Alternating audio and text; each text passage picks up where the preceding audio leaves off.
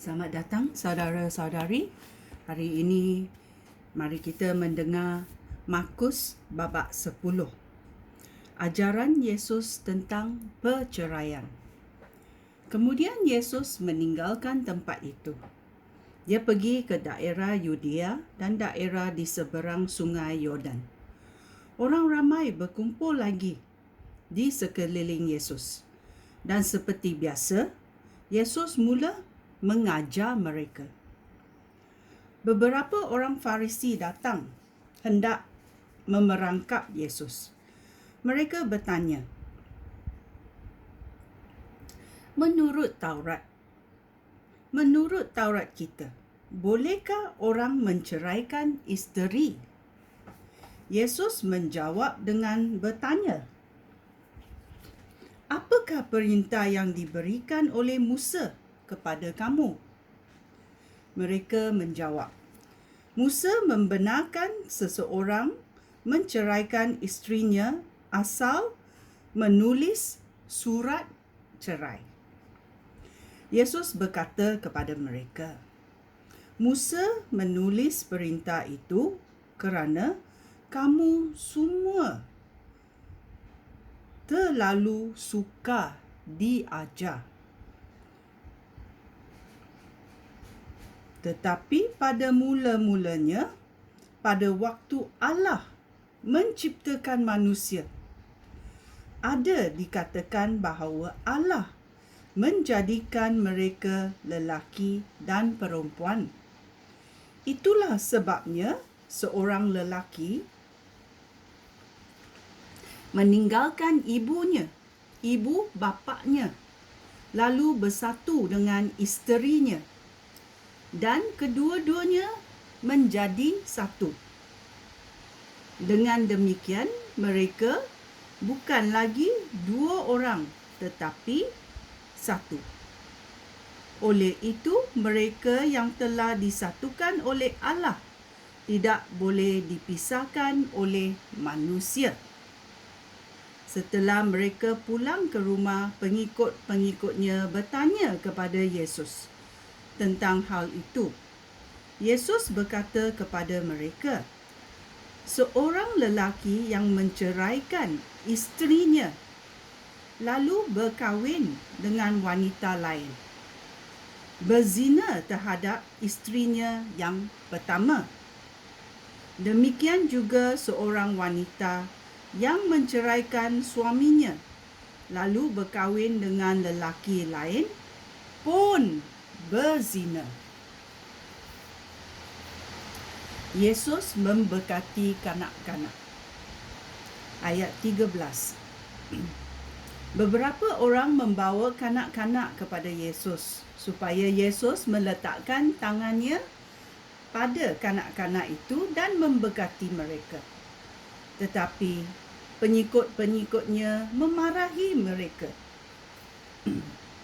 Ketika Yesus nampak hal ini, dia marah lalu berkata kepada pengikut-pengikutnya, Biarlah kanak-kanak itu datang kepada aku. Jangan larang mereka, kerana orang seperti inilah yang menikmati pemerintahan Allah. Ingatlah, orang yang tidak menyambut pemerintahan Allah seperti seorang kanak-kanak tidak dapat menikmati pemerintahan Allah. Lalu Yesus memeluk semua kanak-kanak di situ. Kemudian dia meletakkan tangannya pada tiap-tiap anak dan memberkati mereka. Orang kaya. Ayat 17. Ketika Yesus meneruskan perjalanannya, seorang lelaki berlari ke arah Yesus. Dia sujud di hadapan Yesus lalu bertanya, Guru yang baik, apakah yang harus saya lakukan supaya beroleh hidup sejati dan kekal? Mengapa kamu mengatakan aku baik? Tanya Yesus. Tiada siapa pun yang baik kecuali Allah. Kamu tahu akan hukum Allah. Jangan membunuh, jangan berzina, jangan mencuri, jangan berikan kesaksian yang palsu, jangan menipu, hormatilah ibu bapa kamu. Guru, kata orang itu, sejak muda saya telah menurut semua hukum itu. Dengan penuh kasih, Yesus memandang orang itu lalu berkata, tinggal satu perkara sahaja yang perlu kamu lakukan. Pergilah, jual segala yang kamu miliki. Berikan wangnya kepada orang miskin. Maka kamu akan beroleh harta di syurga. Kemudian, marilah, ikutlah aku. Apabila orang itu mendengar kata-kata Yesus, mukanya muram. Dia terus meninggalkan tempat itu dengan susah hati kerana dia sangat kaya. Yesus memandang pengikut-pengikutnya lalu berkata kepada mereka, alangkah susahnya bagi orang kaya menikmati pemerintahan Allah. Pengikut-pengikutnya terperanjat mendengar kata-kata Yesus itu. Tetapi Yesus berkata pula, hai anak-anak aku, memang susah untuk menikmati pemerintahan Allah. Lebih mudah bagi seekor unta memasuki lubang jarum daripada seorang kaya menikmati pemerintahan Allah. Pengikut-pengikut Yesus hairan mendengar kata-kata itu. Lalu mereka bertanya sesama sendiri, jika demikian, siapa yang boleh diselamatkan? Yesus memandang mereka lalu menjawab, hal ini mustahil bagi manusia. Hal ini mustahil bagi manusia. Tetapi tidak mustahil bagi Allah. Tidak mustahil bagi Allah. Kerana Allah dapat melakukan segala perkara. Allah boleh melakukan segala perkara. Amen. Lalu Petrus berkata, lihatlah, kami sudah meninggalkan segala-galanya lalu mengikut cikgu, mengikut guru. Betul, kata Yesus. Percayalah kepada aku.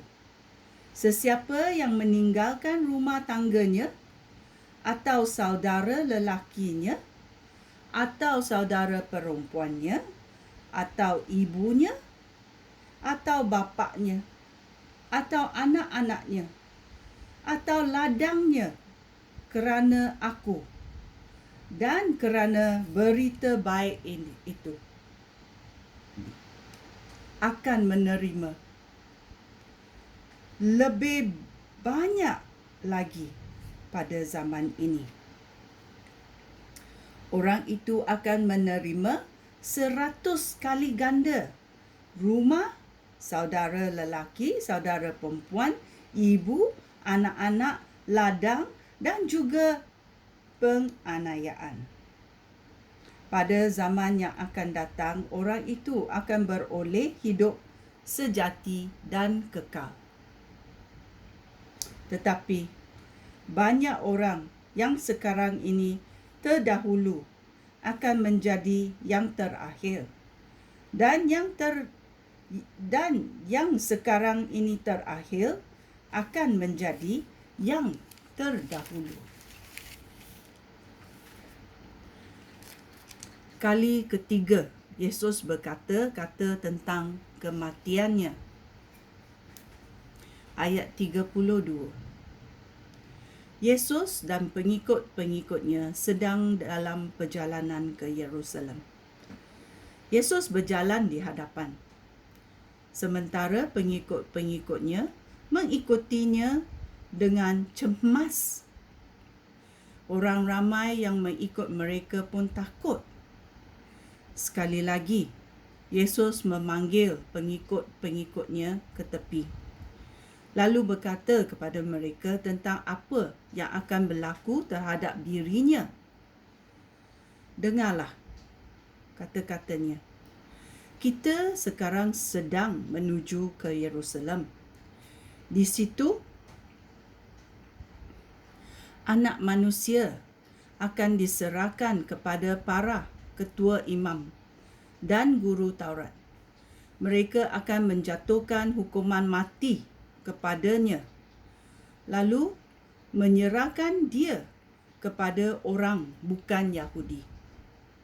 Mereka akan mengolok-olokkan dia, meludahi dia, menyesah dia, dan membunuh dia. Tetapi selepas 3 hari, dia akan bangkit semula. Permintaan Yakobus dan Yohanes. Ayat 35. Lalu Yakobus dan Yohanes, anak-anak Zebedis, datang kepada Yesus. "Guru," kata mereka, "ada sesuatu perkara yang kami hendak guru lakukan untuk kami." "Apakah yang kamu mahu aku lakukan untuk kamu?" tanya Yesus. Mereka menjawab, "Apabila guru bertakhta dalam kemuliaan, benarkanlah kami duduk di sebelah kanan dan kiri guru." Yesus berkata kepada mereka, "Kamu tidak mengetahui apa yang kamu minta. Sanggupkah kamu minum dari cawan penderitaan yang akan aku minum? Sanggupkah kamu mengalami baptisan penderitaan yang akan aku alami?" "Sanggup," jawab mereka. Yesus berkata kepada mereka, "Memang kamu akan minum dari cawan penderitaan yang akan aku minum, dan kamu akan mengalami baptisan penderitaan seperti yang akan aku alami. Tetapi aku tidak berhak menentukan orang yang akan duduk di sebelah kanan atau kiri aku. Allah yang menentukan siapa orangnya yang akan duduk di tempat itu." Ketika 10 orang pengikutnya yang lain mendengar hal itu, mereka marah terhadap Yakobus dan Yohanes. Yesus memanggil mereka semua lalu berkata, "Kamu tahu bahawa para penguasa bangsa yang tidak mengenal Allah menindas rakyat. Para pemimpin mereka selalu menekan rakyat. Tetapi tidak sedemikian halnya dengan kamu. Jika seorang antara kamu hendak menjadi besar, dia harus melayani orang lain. Jika seorang antara kamu hendak menjadi yang pertama, dia harus menjadi hamba kamu semua. Anak Manusia tidak datang untuk dilayani. Dia datang untuk melayani orang serta menyerahkan nyawanya untuk membebaskan banyak orang." Yesus menyembuhkan Bartimeus yang buta. Ayat 46. Mereka tiba di Yeriko. Ketika Yesus meninggalkan kota itu dengan pengikut-pengikutnya dan orang ramai, ada seorang buta yang duduk Ada seorang buta yang duduk minta sedekah di pinggir jalan. Namanya Bartimeus, anak Timeus. Apabila orang buta itu mendengar bahawa yang sedang lalu di situ adalah Yesus, orang Nazaret, dia mula berseru, "Yesus, Yesus, anak Daud, kasihanilah hamba." Orang ramai memarahi dia dan menyuruh dia diam. Tetapi lebih keras lagi dia berseru, "Anak Daud, kasihanilah saya." Yesus berhenti lalu berkata, "Panggillah dia." Mereka memanggil orang buta itu. "Jangan kecil hati," kata mereka.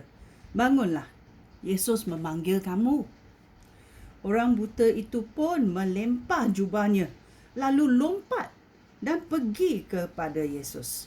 Yesus bertanya kepadanya, "Apakah yang kamu mahu aku lakukan untuk kamu?" Orang buta itu menjawab, "Guru, saya mahu melihat." "Pergilah," kata Yesus. "Kamu sembuh kerana kamu percaya kepada aku." Pada saat itu juga orang itu dapat melihat. Lalu dia mengikut Yesus di jalan. Ini adalah berita yang baik. Markus babak 10. Kita merenungnya dan meneliti apa ajarannya. Okey, sekian, terima kasih. Shalom.